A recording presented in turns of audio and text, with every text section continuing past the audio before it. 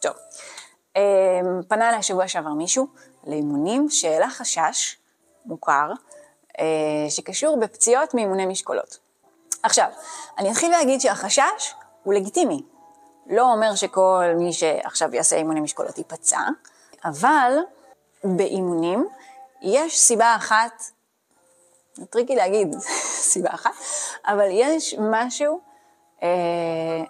והוא נקרא ניהול עומסים. ובמידה ואנחנו לא עושים אותו, יכול להיות שאחת התוצאות של זה תהיה פציעה. יכול להיות.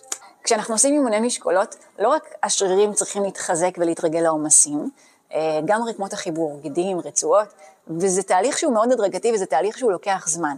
אז אם תרימו מהר מדי, כבד מדי, או בטכניקה שהיא לא טובה, וזה understatement, כנראה שלגוף לא יהיה נוח או קצת כואב, או משהו שם לא ירגיש נכון, ואם תמשיכו לדחוף במצב הזה, פציעה זו תוצאה אפשרית. בגלל זה אנחנו לא מתחילים מ-30-40 קילו, אנחנו מתחילים מ-5 קילו, ואנחנו מקפידים על טכניקה, ואנחנו מתקדמים בהדרגה, ואנחנו מקשיבים לגוף.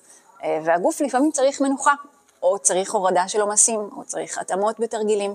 ואני מבטיחה לכם שאם תקשיבו לגוף, כשהוא לוחש, ותעשו את ההתאמות שאתם צריכים לעשות בזמן אמת, לא תצטרכו להגיע למצב שתשמעו אותו צועק, ותצטרכו להפסיק.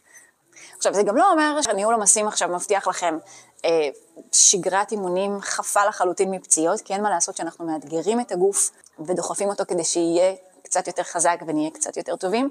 אנחנו גם ניגע בנקודות שהן לא נוחות, אבל החוכמה זה להקשיב כשזה קטן.